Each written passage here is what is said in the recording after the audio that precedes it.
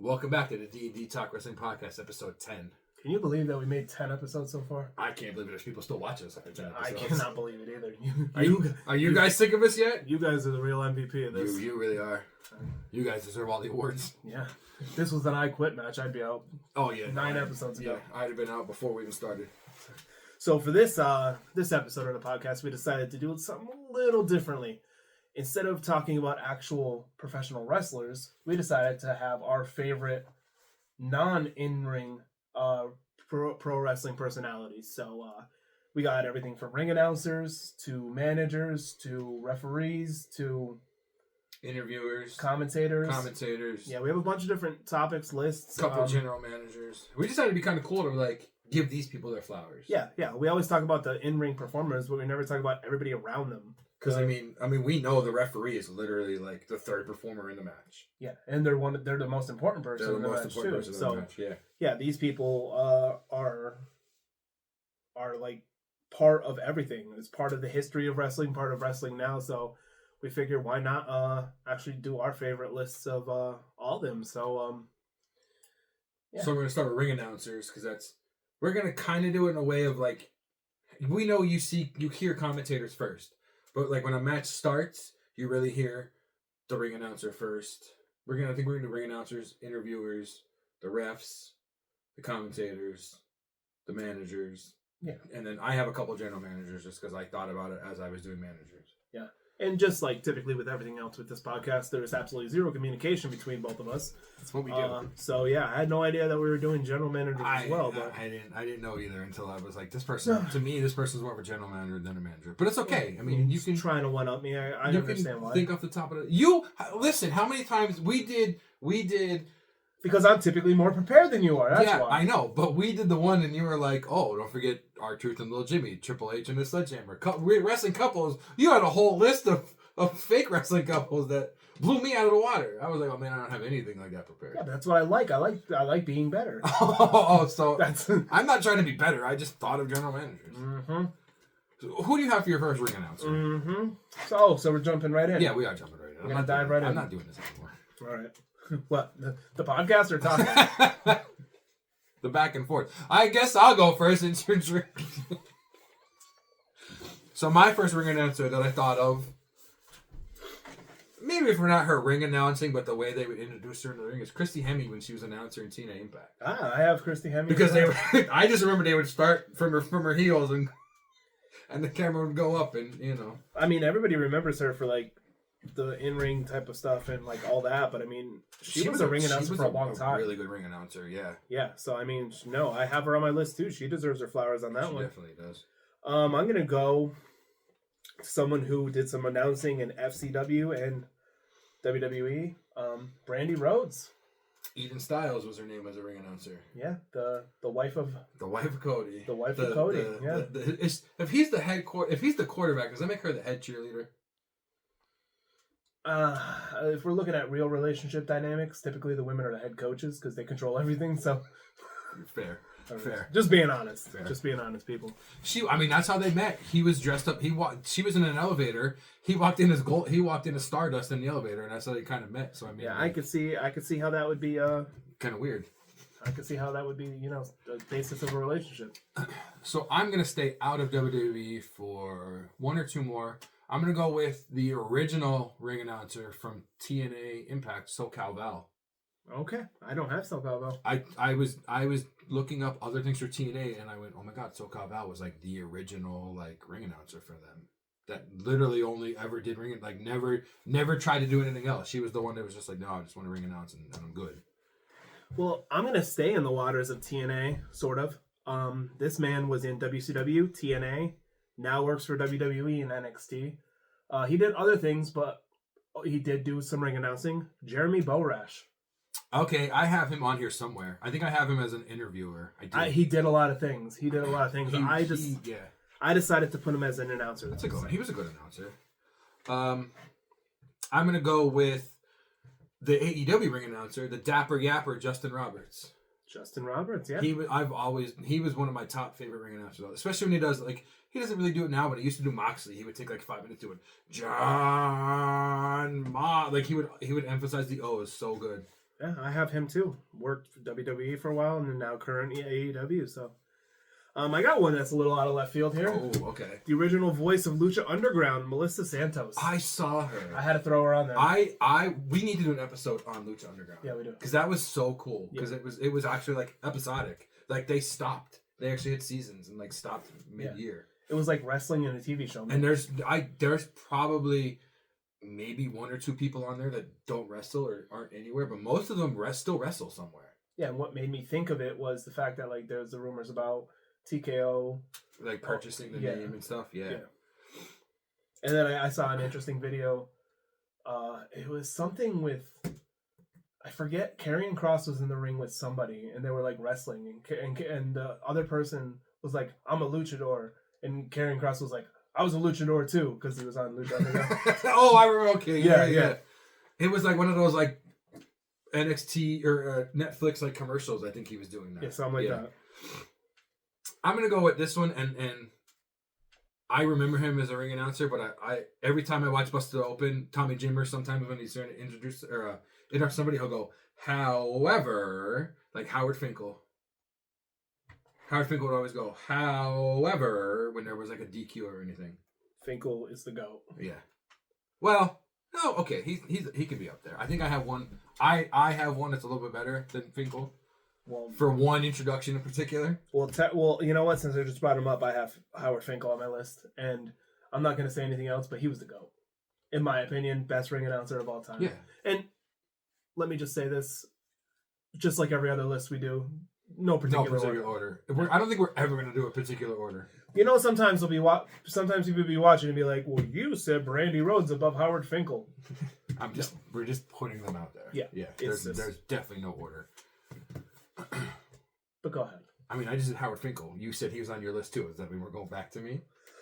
No, not at all. I'm going to throw out longtime announcer, went away for a while, and now is currently back on Raw. Lillian Garcia.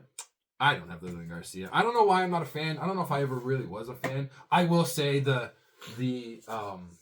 first SmackDown after 9/11 when she did the national anthem, and like you could see everybody, all the wrestlers crying, everybody in the crowd crying. For her to do that and like not break down during that, you gotta have chops. Yeah. I always loved Lillian Garcia. I don't know why. She just had that like wholesomeness to her. Yeah, I'm gonna go. I think he might be my GOAT just for one entrance in particular. Tony Chimmel, just the way he brings out Edge. I have Tony Chimmel. I think he's goated for me just the way, because even remember when the Glamazon got introduced into the Hall of Fame and she was like, my husband Edge, and he comes out, he's like, don't you mean the rated R? And I'm like, I love when he does it. I love that there's rumors that Tony Khan wants to get him in for, if Edge's last match is in AEW, Tony Khan wants to bring him in for that last match. Well, Tony Chimmel did work for WWE for 38 years, and he was the first ever announcer on the first ever SmackDown, which is kind of cool to think about. Yeah, that's cool. So I'm gonna go with wow, can't read my own things. I'm gonna go with one that wasn't an announcer for a long time, but you want to talk about the way people announce certain people? Okay, I think I know. And I know you're gonna have her on there, Samantha Irvin. That was gonna be my next one. Yeah. She the way she announced Cody when he won at Mania, and you could hear her trying to fight back the tears, because she's come out and said she doesn't want to know the way the matches end. Give me who's in the match, what it's for, but don't tell me how the match ends. So she's like McAfee. She doesn't want to know anything. I like that. The genuine response. I like that too. I only have I have them as one, but it's technically two. It's my last ones. It's just a shout out because they're not really. They were there for a little bit. Michael and Bruce Buffer. Yeah. I mean, if Bruce Buffer didn't do what he did in UFC, would announcers even be like a thing? Like, would we know any announcers' names? They would just be the person saying who's coming. I mean, come on. One of the most popular phrases in the world is "Let's get ready to rumble." Right. So it's like, I mean, I remember playing the Dreamcast game Ready to Rumble, and like hearing him in that, I was like, oh, okay. Yeah, it's like part of like just history when it comes to big sporting events. I have them too. So I have a couple more. So if that was your own, that was my last for ring announcers. I did put JoJo. And Did I not say JoJo? I must have deleted her before I said her. I have JoJo. We mentioned JoJo like in the pod. In the rewind. In the rewind. I had JoJo's name, but I was probably deleting it as I was deleting other ones. I did have JoJo. I have Mike Rome. I was gonna put Mike Rome. I like Mike Rome. I like Mike Rome. I think that's weird. I think I like Mike Rome more because he hangs out with Alexa in Disney. I just like how really nobody really thought anything of him when he moved to SmackDown, and then all of a sudden he's just killing it. I like how he waits for when he's in NXT now and he does it and he goes, this match is going for one fall, and he stops and smiles because everyone goes, one fall, and he's like, he plays to the crowd. He plays to the crowd. I have two more. Little bit older. David Penzer. He was the announcer for GWA, WCW, and TNA, the earlier TNA. And then Gary Capetta. This guy announced in the AWA, WWF, NWA, WCW, and had a one-time appearance at AEW. So this man has been everywhere. And I think just to have a resume like that says a lot. So yeah, that was my last one for ring announcers. Is it bad? I already forgot where we're going to next. Backstage interviewers. Interviewers, right? Okay. Yeah. I'm gonna start. You brought him up before, but I'm gonna start with Jeremy Borash. I used to love his. I have him on there too. Yeah. There's so many people that we can. There's somebody that I really wanted to put on here, but I didn't because he's more known for another spot and he's so much better in another spot. I've doubled. I didn't double, but I mean, I did. Okay. So this might be your double. This is probably gonna be my double, but you can do it. My GOAT for everything, for almost everything, the man who only loss he's ever had is against his button-down shirt. Michael Cole. Michael Cole's backstage interview when he used to interview when he used to interview The Rock. Yeah. Oh my god. They would just remember The Rock put a T-shirt over his face. Was that him? I think it was him. It might have been him. Anyways, Michael Cole was fantastic as a backstage interviewer, and it just transitioned to becoming the commentator. We'll get to that. I don't know why. I'm just thinking of him now with you saying Michael Cole. Jonathan Coachman. I have him. Yeah, I have Coachman. He was he the one? Was it him that DX put like through the wall and they put DX on his ass? I think that was him. I think that was him too. But he was very underrated. I mean, like, he was very good, and that's why he ended up going to ESPN and getting a job there, because he was fantastic at interviewing people. Yeah. I'm going to throw this one out, and this one's going to be another double. He's on another list, but Tony Schiavone. I love Tony WCW, AEW. So, I love Tony Schiavone. Yeah. He's one of those, if we were making a top 5 of all time, like, he would probably everything, he has to be on there. Yeah. I'm going to go, there's one that I want to keep for last, because I think that's going to be a goated one for me, but I'm going to go with Kathy Kelly. Okay, I like that. The way she, like, calls out people of, like, just, I think she just did something on Monday where somebody was talking to her. Oh, when she was talking to Gable, and she's like, "Come on, Chad, we all know that was you in the mask. What are you doing? Like, just admit to it." And then you see the guy walking behind them in the actual mask. Yeah. But like the way she calls out people is. I'm gonna go current as well. I'm gonna go Jackie Redmond. Like, she's another good one. She has a lot of like you know how like Kathy Kelly like has the more like calling out people and is more stern. Like Jackie Redmond's the more silly one. Yeah. Like a lot of shorts, a lot of stuff that like you see going through. That's all her, and a lot of it's like really good content. So I really like. I'm gonna go with a fun one just because the back and forth of one certain person, Kayla Braxton. Oh. Okay. Anytime she interviewed Paul Heyman. There was a SmackDown where him and Roman were getting out of the car, and she's walking up, and Roman goes, "Paul, your girlfriend's here," and Roman keeps walking, and he's like, "What do you want from me? Why are you here? What are you doing?" I'm gonna go with an obvious one. Okay. Worked in WWE, now in AEW. Renee Young, Renee Paquette. She was gonna be one of my go-to ones just because of all this. Like even now, she was on Dynamite. Who was it? Oh, she was interviewing Christian, and Christian's like, "I'm not talking to you or anybody else related to John Moxley." And she was like, "I'm just here to do my job." And he's like, "I don't care. Get out." Like anytime she's interviewing anybody that like has a feud against him, I think Jay White called him like a bitch, and she just goes. No, but overall, between like the talk or the what was those shows? Talking Smack and all that stuff. And Brian, when she was in WWE, yeah. I'm gonna go with a current. She was in. No, she's in NXT right now. Mackenzie Mitchell. I'm getting her confused with somebody else that just went to TNA. Mackenzie Mitchell is another good one.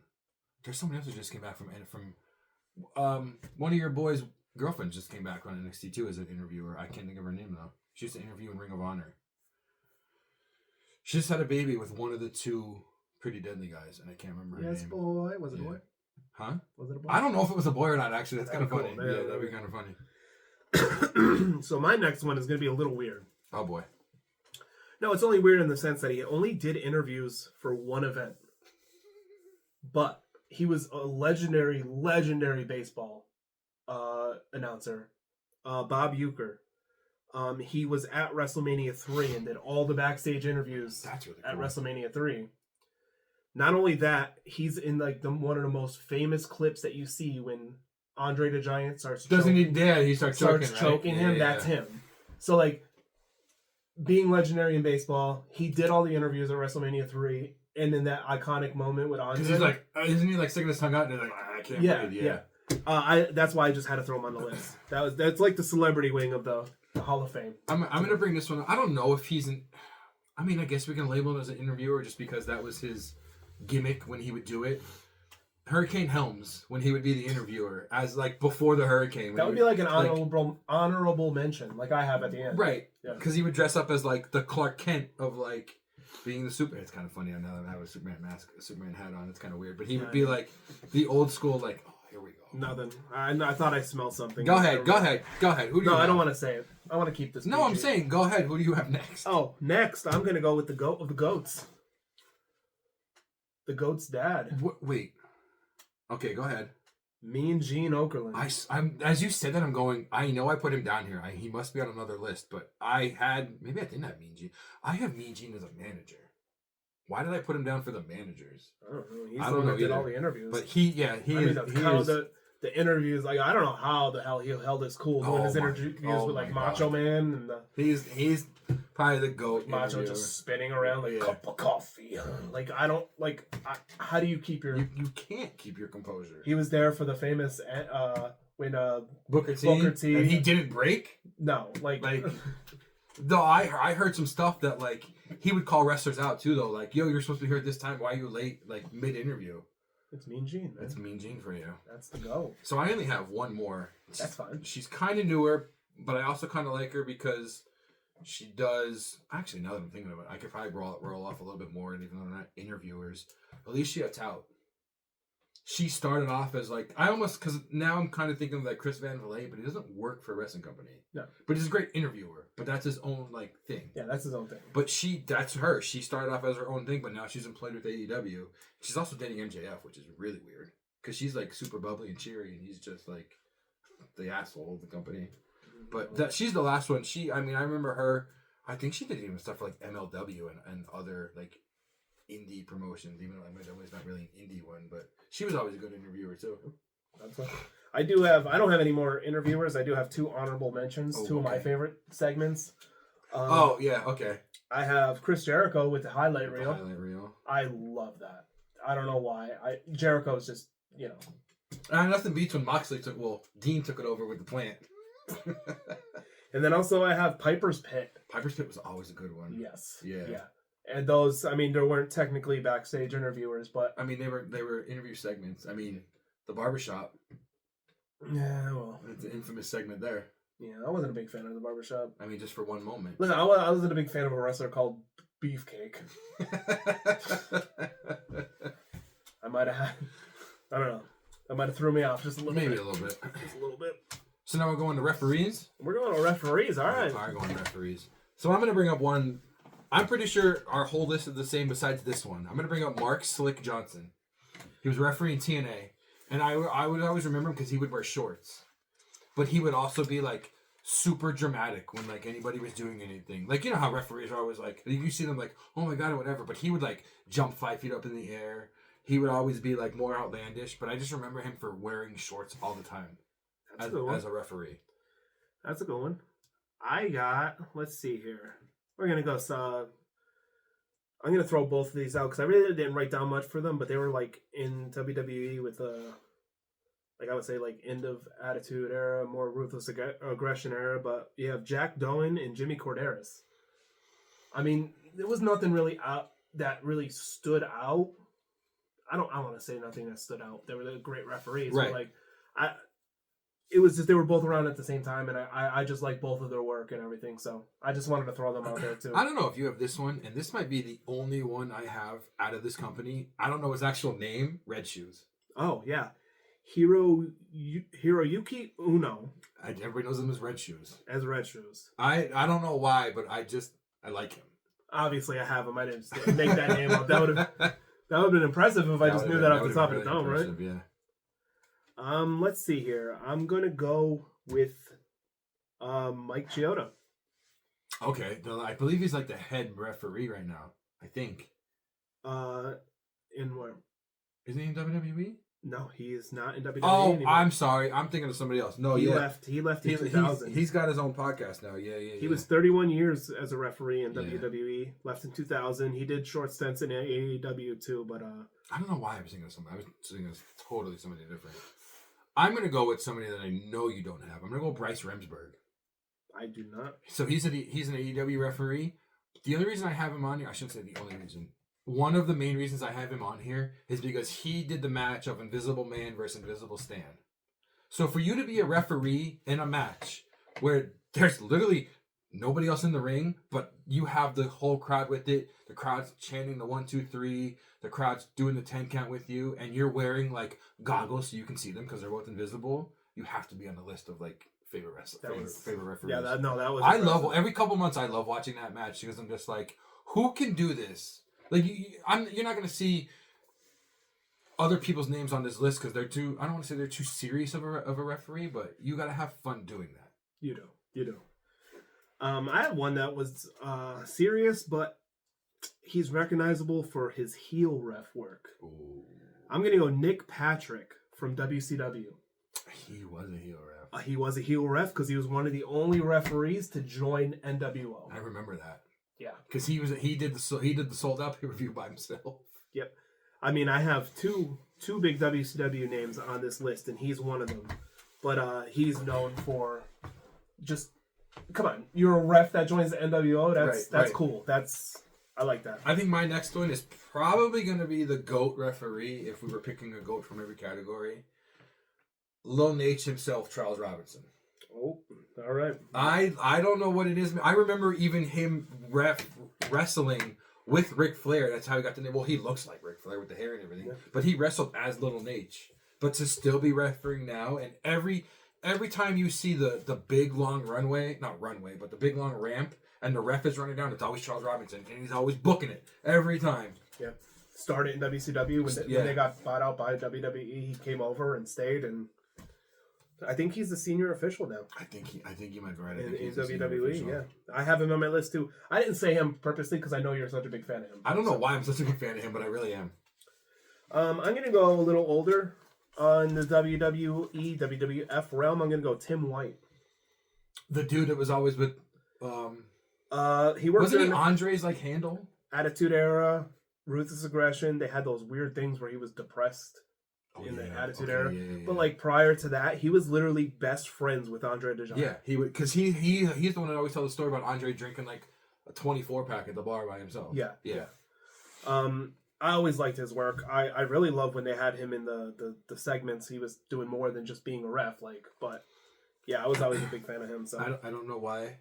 That reminds me, we didn't talk about it in the news on the podcast on the Rewind. Dark Side of the Ring returns next week.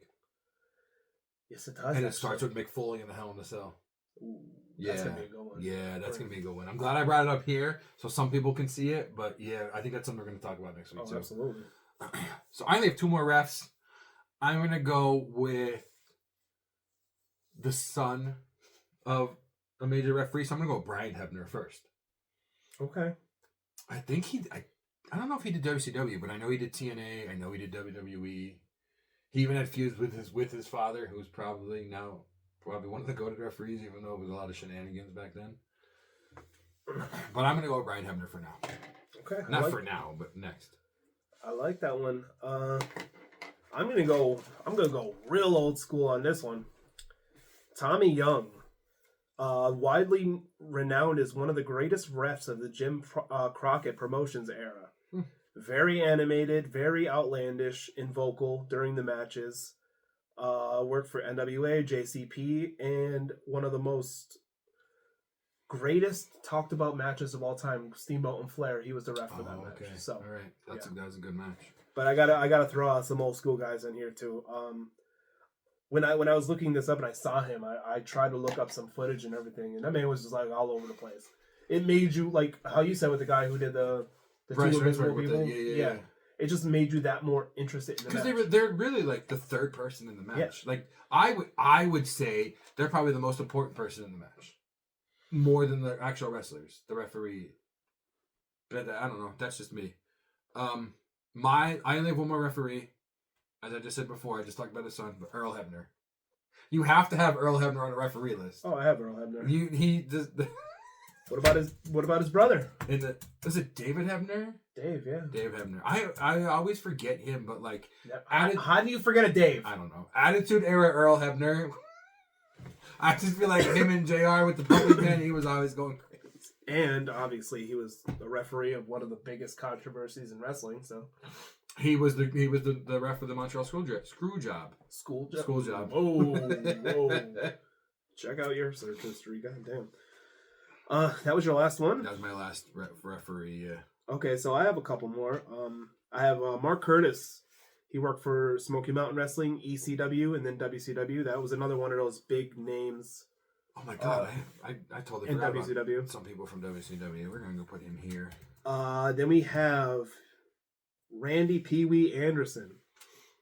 He was one of the most recognizable refs in early WCW history. Even to have a nickname, I mean... Right, to have a nickname as a referee. Yeah. Like, he was another one that was very vocal, very animated and everything. I have one that's really new, but I really like her work. Do you know where I'm going with this? I think I know where you're going. I can't think of her name, but we just talked about it recently in the news. Maybe last week or 2 weeks ago. Right? Correct? No. Who are you talking about? Aubrey Edwards. I was going to put... I thought you were talking about the one that... is going Jessica Carr. Yeah, I think you were talking about Jessica Carr. I love Jessica Carr. Like she's about to change into a wrestler. Right. I like Aubrey Edwards. I like Aubrey Edwards because she's one of the most famous female refs, and she was one of the first famous female refs, if that makes sense to me. And that makes sense to you. And just like Tommy Young, just like Mark Curtis and stuff, she's very animated. She's very into the matches, and people like give her slack for it, but like she's taking the page out of some older ref's book. Like she's not going to be like a Earl Hebner, like serious. You know what I'm saying? But she's going to have that overacting, over animated stuff. But still, you sometimes need that. Like I'm in charge, you're not type thing. So that's why I had to put her on this list because I really enjoy watching matches when she's reffing them. So I like that. I like that you have her on there. That's all I have for refs. That's all I have for refs. No, I can't think. I'm trying to think of another. There's another commentator, but I can't think of his name right now. I'm sure it'll come to me eventually. But is that where we're going next, though? We'll go commentators next? Commentators? What else? I mean... Oh, I skipped commentators. Look at that. Look at me go. All right. So I'm going to put down the one that I'm going to talk about the one I just put down because I don't know how I forgot about him. Joey Styles. Yep. You said ECW and I went, oh my god, I don't have Joey Styles on here. Oh my god! The way he would just scream it all the time. The voice of ECW. The voice of ECW. The voice. So as for commentators, I like this one because I have a bunch that I like. I'm going to go old school WWF, Jesse the Body Ventura. That's a good one. I loved when he was on there because he was such a smartass. Yeah, he was. I mean, maybe not as good as some of the other ones that are on my list, but even now when he does Saturday Night's Main Event, I feel like he just doesn't care. He's going to say whatever he wants to. Oh god, absolutely, absolutely. I'm going to go with. He was a commentator. I want to say he was a commentator in TNA maybe for a little bit, but Shucky Ducky Quack Quack himself, Booker T.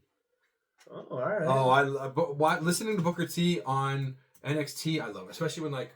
He's trained Roxanne from like the beginning. So anytime she comes out, he's just like somebody will talk to him, like, will you shut up? Like she's trying to come out here. I love listening to Booker T. I like Booker. I'm gonna go with the double that I said before. WCW, AEW, Tony Schiavone. He made my list. Tony Schiavone. Just anytime I hear Tony Schiavone, all I want to hear is it's Sting. Just the way he does it. Honestly, when I think of commentators, when I think of Michael Cole, I think of WWE. When I think of WCW, I think of Tony Schiavone. Yeah. That's so to go along with that, and I want to say he was with Tony Schiavone in WCW, but when I think of TNA, I think of Mike Tenay.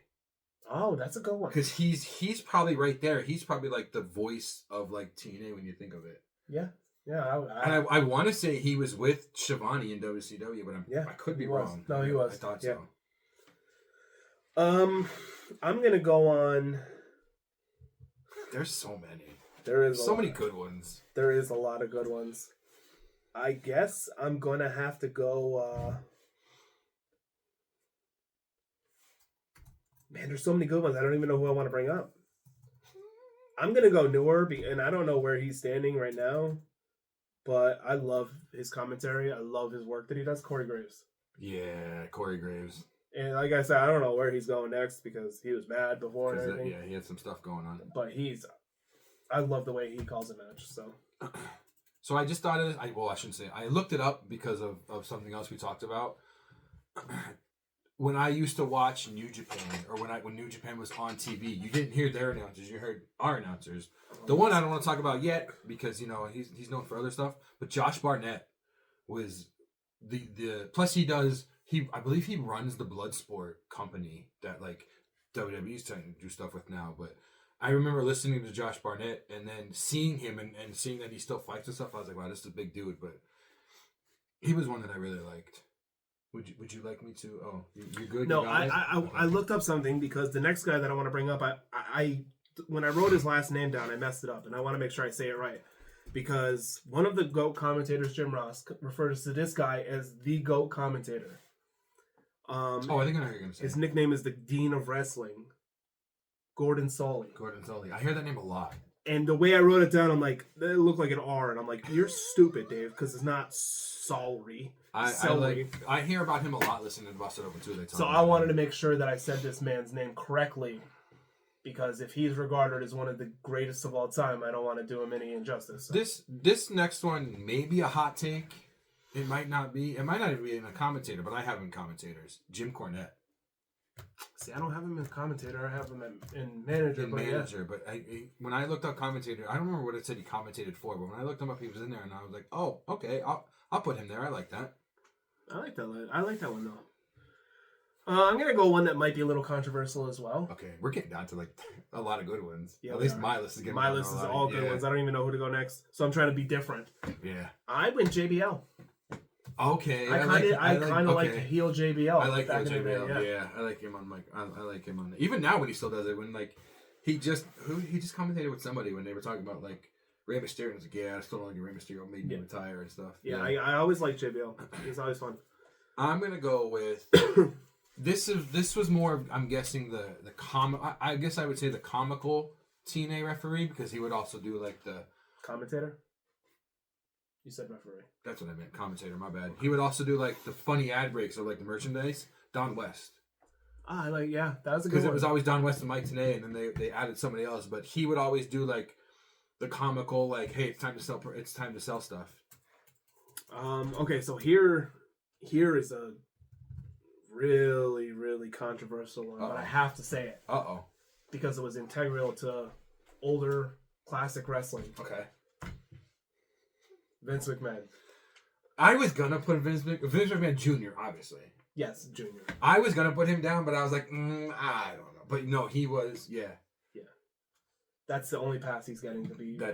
Well, no, I mean, there's other times that I've said stuff that it's positive, but I don't know. But Vince has that. Nobody even knew that he owned the company. Right, and he was just I don't want to say a normal person, but he was just a commentator. But nobody really knew like he was running things. Yeah, I mean, as a kid, I had no idea. I'm just thinking of one now, and it's not a controversial one, but it's more of a really he's on your list, and I don't know why, but hearing his voice commentating is kind of funny.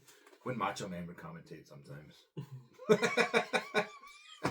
I don't know why it just came into my head, and I was like, the reason why Macho Man was commentating is because there was like a contract thing, and Vince McMahon thought Macho was too old to wrestle, to bring back and wrestle. So he made him a commentator, and then that's what led to Macho like when leaving. you said Vince, I went, oh my god, I remember him doing stuff with Macho Man. That's what led Macho leaving and going to WCW. Like nowadays, I think Macho was only like in his early 40s, maybe if that. And he was then, too old. or, Yeah. Oh, I didn't even say then. I was going to say not when he passed. Now, how many wrestlers are above 40? But they thought he was too old. Almost all of them. But he went to WCW and he still wrestled great there. But anyways, that was an interesting backstory on why he was a commentator. I didn't know that. I'm a huge Macho I was going to fan, say you're the Macho Man. Well, you're the... What'd you say? Nothing. I'm clipping that. You're not, because I'm deleting it. I'm clipping it. It's going to be deleted. No, so. it's not. No, it's not. You're the Macho fan. Here, is that better? I'm the Macho Man. I don't know about that. I'm going to listen to that song on the way. Who do you have next? Huh? Who do you have next? One of the GOATs. Uh-oh. Man, so good he has an area backstage named after him. Oh, I don't have Gorilla Monsoon. Gorilla Monsoon. Gorilla Monsoon. He is a GOAT. I loved his commentary. One of the most respected men in the business, obviously. Gorilla position. I mean, like you just said, he's got an area named for him. Yeah. I'm gonna go with, when I think of him, I think of Ring of Honor, Ian Riccaboni. Okay. I remember always hearing him commentate on Ring of Honor, him, Colt Cabana, but I don't have Colt down because there's other stuff with him. But I always like Ian Riccaboni because even now he does Collision for AEW and he's still real good. This one, he wasn't a commentator for his entire career, but when he was on, he was on. Okay. Mr. Paul Heyman.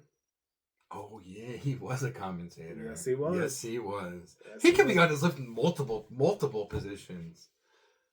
A backstage interviewer, commentator. He was the GM manager, of SmackDown. GM, yeah. Holy shit, he could be on everything. I'm sure he was a referee somewhere in ECW. Probably. To go along with him, well, because I said ECW, this man was a commentator in WWE, TNA, now AEW, Taz. Okay. For Taz to still be there and still have that much love where you're still commentating, and here we go, I'm bringing him up. He was the Aces and Eights commentator because he was in Aces and Eights. You're in love with the Aces. I do. I don't know what it is. So I'm gonna go with. I've only got 4 left. You know who I do like listening to though? Who? Excalibur. Excalibur is like AEW's Corey Graves. Yeah. Not now because we don't know what the hell he's doing now. I kind of like that comparison. Yeah.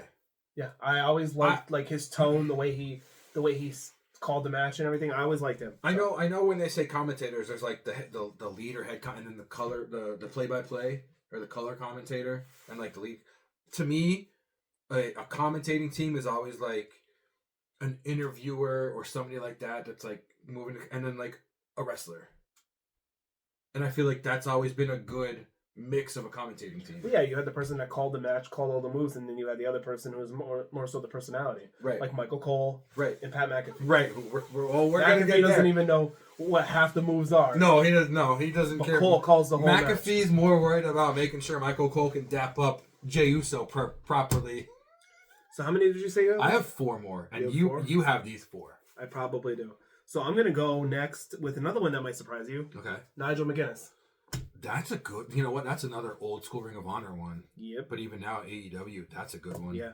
Yeah. Once again, it was. I don't know what it is. It's just the way that they talk, the way they explain anything. Like, I do. I like when the wrestler that really can't wrestle anymore becomes the commentator. Yeah. Because who knows more about what's happening than him? Right. Who knows more about what's going on in the ring than the person that was in the ring? Yeah. So I have 3 left. You have 3 left? I have 4 left. Do you wait. 1, 2, 3. I have 4 left. I'm sorry. I don't know how to count. Do you have Pat McAfee? Of course I have Pat Mc. I'm telling you, the 4 I have is the 4 you have. I don't have Pat McAfee. You don't have Pat McAfee? No. How do you not have Pat McAfee? Did you forget? No, because in my eyes, he's a commentator, but he's like not full-time commentator. I mean, I had to put Pat McAfee. I mean, granted, he Matt was McAfee. like, granted, he was like in my. He was 4th on the list when I started going off the top of the head, but I have to have him down here. So then the 3 that I have should be the 3 that you have. Hopefully. All right, so besides the top 3 that I know that you're probably going to have, I have Jerry Lawler. I have Jerry Lawler. Oh, he's your top 3? He's not, I mean, he's the ones that I have left. Oh. So we're both missing somebody big.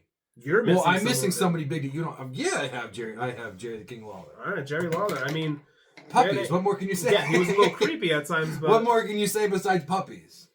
All right, and then to go with Jerry the King Lawler, you have to go with good old JR Jim Ross. Yep, 100%.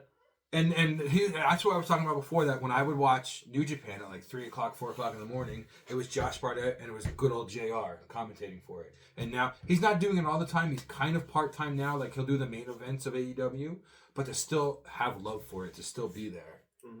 Stomping a mud hole in them. Dude, the Attitude Era wouldn't have been what it was. How many quotes does he have? Like, oh my God. Yeah. All right, so... So I've got one more then. I got two. Okay. Go ahead. I think... Go who I don't have. Who you think I don't have. Bobby the Brain Heenan. See, I don't have him for commentator. I have him for commentator because he was literally what Jerry Lawler tried to be before that. Heenan was one of the best talkers, one of the best shit talkers, and he was so quick with comebacks. Like, in an instant, he would be saying the most witty stuff. Now that you say that, I can remember. Obviously, we didn't watch it live, or I didn't watch it live because I would have been, I don't know how old, but I remember watching clips of the first Raw and him trying to get into the building, like just as an old lady, just as somebody else. He's tied for the next man. The GOAT. This has to be the GOAT commentator. Mr. Michael Cole himself. Michael Cole. Man. I mean, we talked about him before in interviewers, but Michael Cole, just I don't know what it is, but even when he was like the heel commentator, when he had his own little like, when he was like in his glass encasing, I mean, he's the only commentator to have an undefeated streak at WrestleMania. All right, so after commentators, I guess we're going to move on into managers. To managers, yes we are. All right, well, you know what? I'm going to kick it off with probably one of the GOATs. I'm going strong right from the start. Oh, really? Right from the start, Mr. Paul Heyman. The first person I wrote down for managers. You have to have Paul Heyman. He's got to be the GOAT manager. That's it. Wise man. And Brock Lesnar's advocate. Let's talk about some of the other people he was with, but still, that's it. All you got to do is just say he's in the bloodline. Like, the wise man. Wise man. That's it. That's all you have to say. That's it. So I'm going to go with... Actually, this is the second person in this company. It's the only one I have. I'm a Gato from New Japan as a manager. Oh, okay. I don't think he was in... Maybe he was a little bit in the Bullet Club, but I remember, like, anytime you would see half the roster, you would see Gato with them. That's a good one. I'm going to go my next one, Jim Cornette. Okay, all right. Originally worked with Yokozuna, then Owen Hart and Yoko when they were actually a tag team together, which I forgot that they were actually together. Then he worked with Camp Cornette, which was Yoko, Owen, and the British Bulldog. I don't think I knew that one. Part of the NWA Invasion angle with Jeff Jarrett, Barry Windham, Rock and Roll Express, Dan Severn, and a new Midnight Express that was Bob Holly and Bart Gunn. So he was a manager for all that. I didn't know there was a new Midnight Express. So looking up managers, I didn't mean to interrupt. You didn't? No, I was done. I didn't put him down, but seeing the picture blew my mind because I don't remember when I was looking up managers.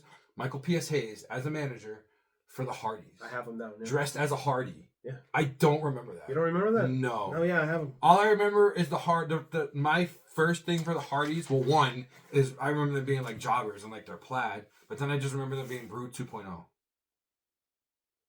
Oh right. I don't remember him managing the Hardys, and I don't remember him dressed as a Hardy. He even it looked like the picture I saw looked like he got a fake tattoo and everything. Yeah, it was him, and then they ended up joining the Brood. I didn't remember that at all. Yeah. The new Brood. There's another manager I don't have on here, but I don't see him as a manager either. You can go. Go ahead. Okay. I brought it up, but you talked about it. So let's go old school. Old school. The Grand Wizard. I saw him when I was looking stuff up. Yeah. From the 1970s and 80s. Managed Mr. Fuji and his tag team partner to the tag titles. Managed Stan Stasiak to the WWF Championship. Also managed people like Superstar Billy Graham, Pat Patterson, Ken Patera, and Don Morocco. So that is a list. That's a list. That is a list of people. I think I'm going to stay old school.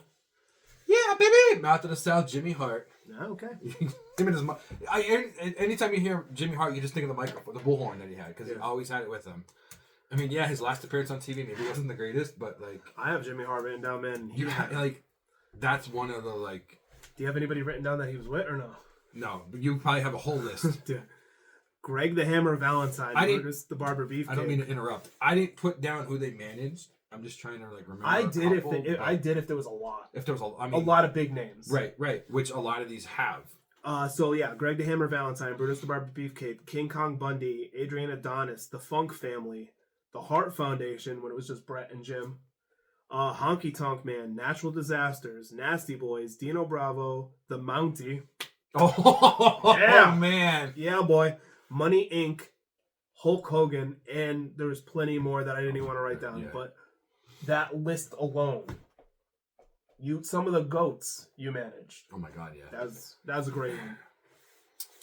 So my next one is going to be another one that is long-winded a little, but Classy Freddie Blassie. He's not a goated one. Probably one of the greatest managers of all time. He managed early Hulk Hogan before Hulkamania Hulk Hogan. Oh, okay. Iron Sheik, the Big Oos, Peter Maivia.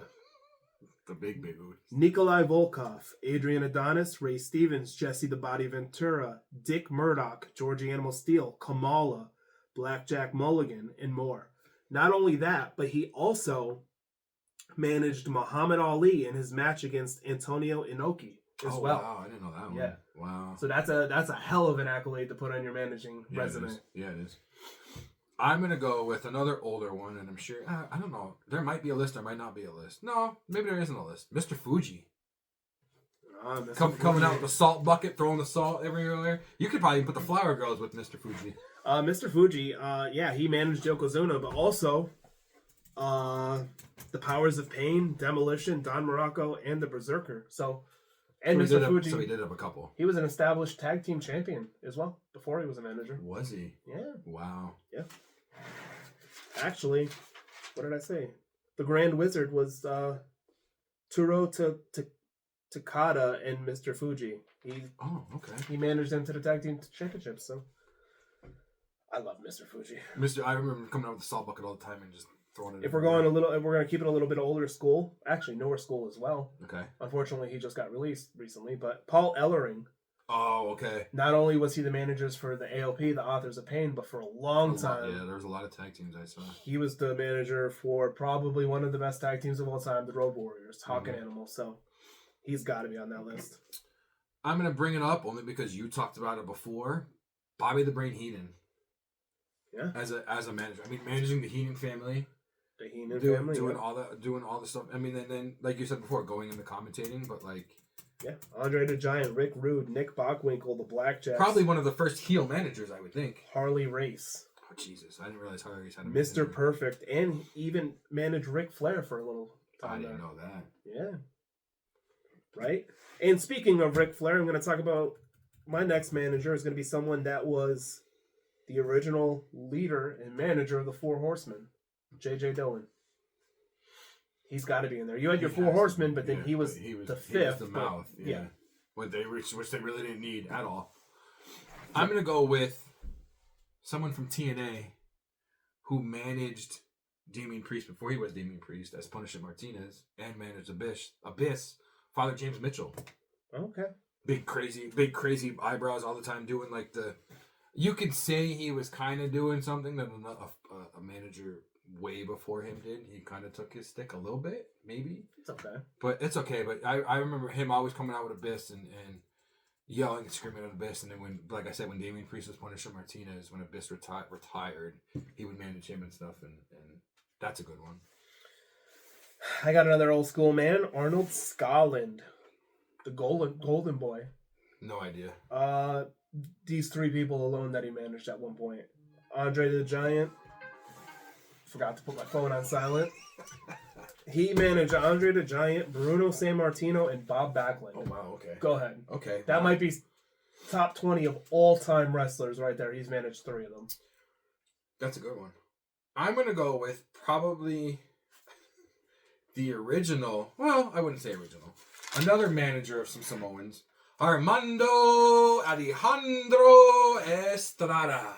I have him too. The manager of Umanga, of our boy Umaga. Umanga. And if He comes back with Zilla, him and Heyman in the bloodline together. Ooh, that could be a good one. Ooh. I'm gonna go with Sensational Sherry. Okay, that's a good one. Guys like Ted DiBiase, Randy Savage, Shawn Michaels when he first came off to be a single star. Oh, I didn't know that. And she was the first person to record Shawn Michaels' music. The Sexy Boy, that's her? The original version was her. That's what I mean. That was her voice in the music? Yeah, and then once he was not with her anymore, he did the lyrics. I didn't know that. Yeah, but it was her in the beginning. And not to mention, we just mentioned the promo that happened with the backstage with Booker T calling Hogan the N-word. I'm coming to get you. She managed Harlem Heat as well. She did manage Harlem Heat. Yeah. So I'm going to go with somebody who's... he was a manager in other companies, but right now he's a manager in AEW, Don Callis. Oh, that's who I forgot about he's that one. such like a heel manager. He is. So even he's got like a scar like right here on his head from like I don't think it was supposed to happen. It was an incident when Kenny Kenny hit him with something and it became an actual scar. But he's so good of a heel manager, you can't see it. Before he comes out, he goes to makeup and they darken it up so you can see the scar in his head. Because if you've seen him like backstage or somewhere else, you can't see it. It just looks like a normal scar. But he tries to be such a heel manager that he makes it so that you can see it. So that nobody ever forgets. That's cool. I'm gonna stay in the realm of females, and I'm gonna throw out Miss Elizabeth. Okay. I mean, she managed Macho Man and the Mega Powers, but let's be honest. When it came to Macho Man and the storytelling of everything that went on in his career, she was She's right vital. there, yeah. She was vital to almost everything that went on there. And one of the greatest moments of all time when her and him got back together. And he's up on the shoulder. She's up on the shoulder in the ring. She might not be on a lot of people's list for favorite managers, but definitely on mine, 100%. I don't know. I mean, I'll stay in the female realm. I don't know if I would call her a manager or not, but Trish Stratus with the APA, with not the APA, with Test and Albert. TNA, not Impact, but I don't know why I said it. Yeah, with Test and Albert, and then going on her own. I saw her more as a valet than a manager, but she was still. I remember like her watching their matches and being like, yeah, we can do this and that, being a little bit better. I like it. You know, my next one is? No, I don't. One of the goats. Who? We already said Paul Heyman. Mr. Piercy Pringle. Mr. Paul Bearer. Oh, I have Paul. I was waiting. I had Paul Bearer down. You better have had Paul Bearer down. He's who I was talking about with James Mitchell stuff, like the whatever type stuff. Undertaker, Kane when he debuted, and he also managed Mankind when he debuted. He managed. I don't know what company it is. He managed LA Knight in some random like indie company. Yep. He was tagged with somebody. I think I don't remember who, but he was the manager there too. Yeah. Illustrious career as a manager. So I only have one more that I have written down, but maybe I could think of a couple more. The manager of Swerve Strickland, Prince Nana, who used to be. Oh, I like him. Yeah. Yeah. This the way he comes out. He does his dances and stuff, but like he knows when to be serious. He knows when to joke around. He managed other people too. He managed the feud that just went on with Swerve and Ricochet. They kind of did. They didn't really do the WWE thing, but remember when like the wristband was like the Punk and Drew thing? Oh yeah. The Ulafala. The thing right now was Swerve and Ricochet, along with the number one contender. Ricochet stole Prince Nana's coat, which was Jimmy Rave's coat when he would manage Jimmy Rave, who I forget. I want to say passed away a couple years ago, but like Prince Nana always had that with him. But that he's just one of the. He knows when to be serious. He knows when to be funny. He knows what he's doing, like when it needs to happen. He's got his own coffee company, I think, now too. Everybody's getting into the coffee business. Everybody really is getting into the coffee business. My next one which is my last one. Okay. Actually. Captain Lou Albano. Oh, Mario. The voice of Mario. Yes. Yeah, not only that, he was the manager of he was the manager through 15 different tag team champions and 4 different singles championships. Couple guys that he managed: Oscar Verdue, Ivan Koloff, Iron Mike McCord, Don Morocco, Greg Valentine. They were some of the singles guys, tag teams. the Valiant Brothers, the Wild Samoans, the Yukon Lumberjacks, the Blackjacks, U.S. Express, the British Bulldogs, and Jimmy Snuka. He's just chilled at the end there. So I don't have any more managers, but now thinking of it, does the actual British Bulldog count as a manager? Like their pet bulldog? Oh, absolutely.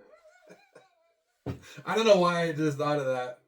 But and Coco Beware's bird. Oh my God, Coco Beware's bird. Yeah. There's got to be. We got to do an episode on like wrestling animals. There probably isn't wrestling anymore. Animals. There probably isn't anymore.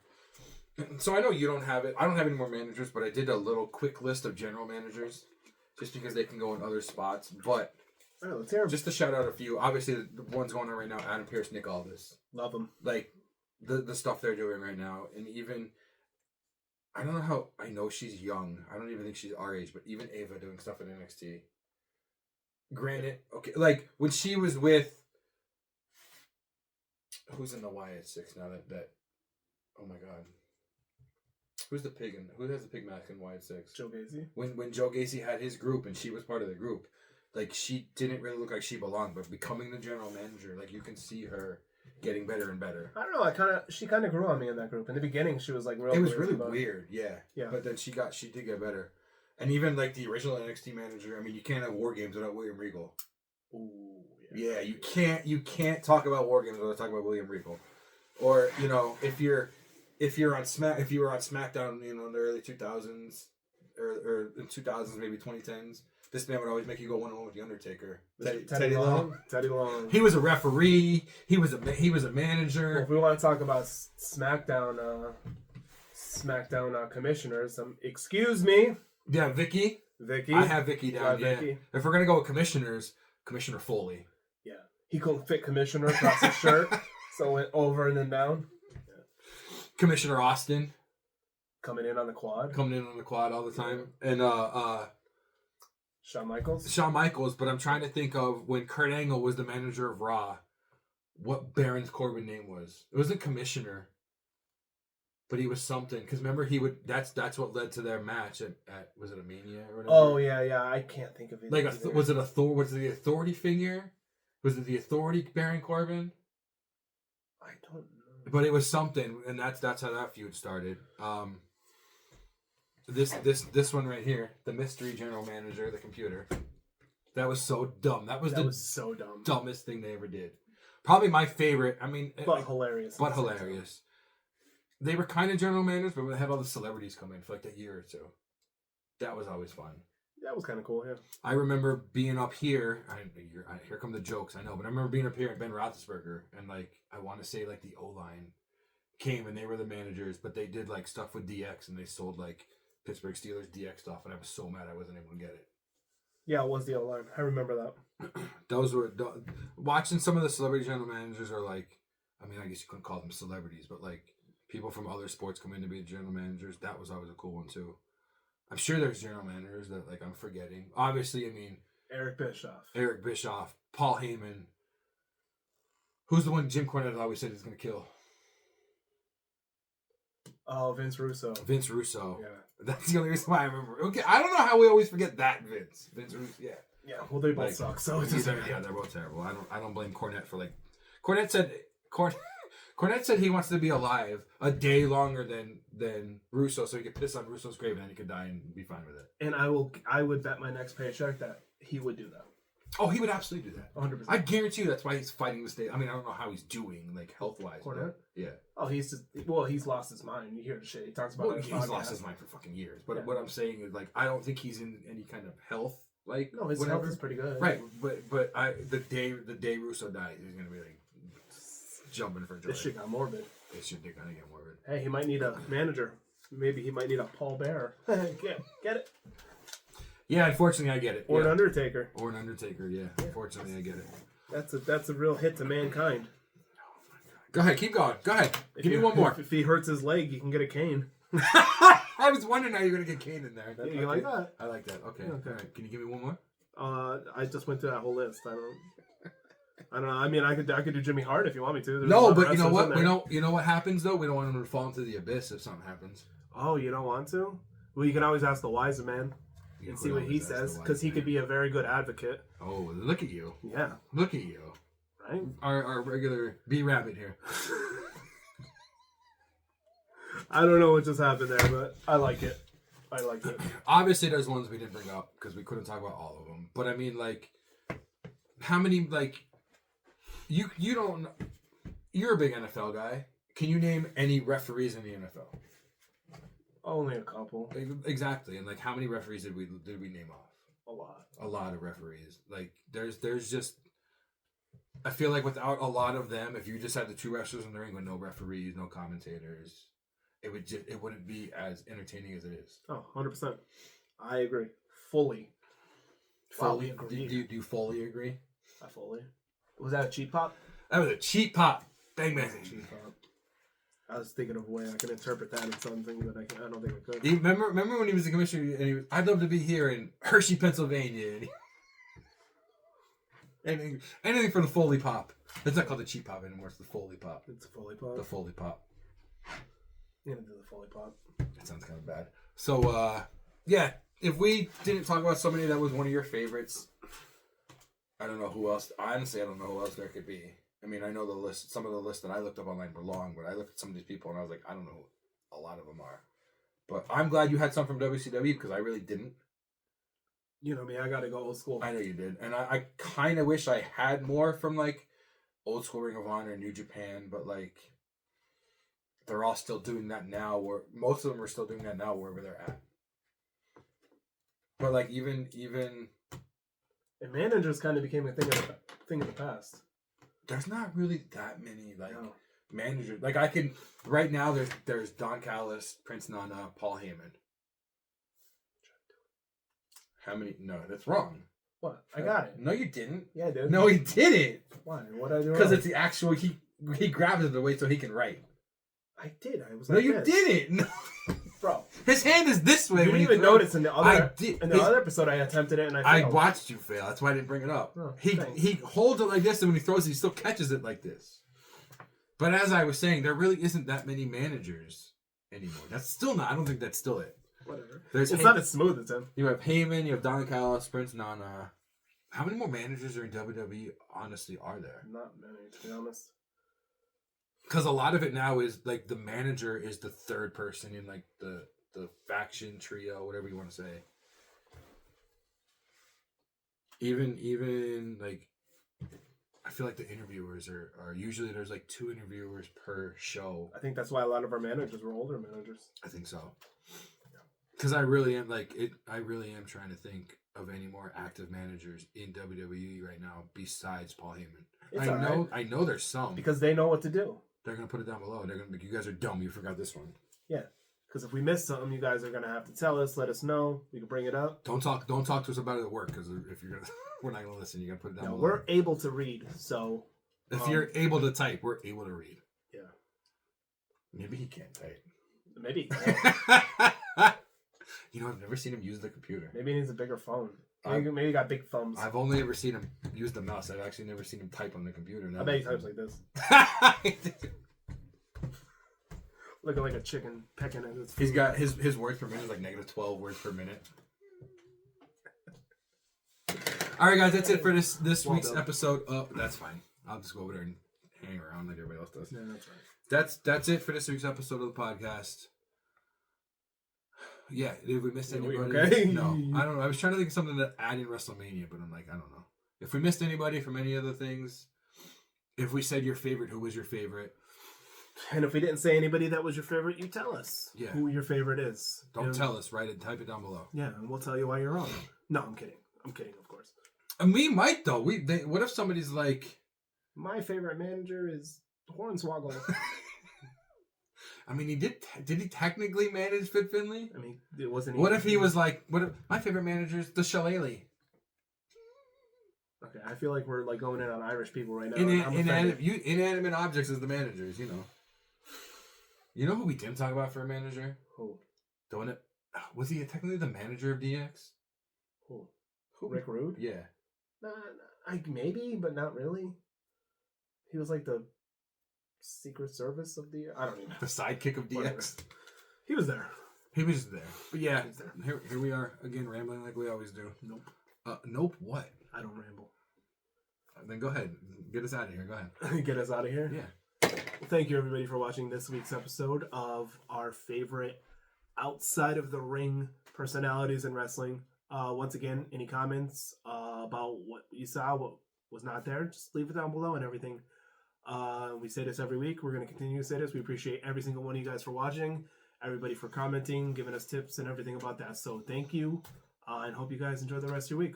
Even if it's negative comments, I saw those. This man tells me to get us out of here, and then he just... All right, we're going. Bye. All right, we're going. Bye. Later. Bye. Peace. Bye. I'm going forever. Bye.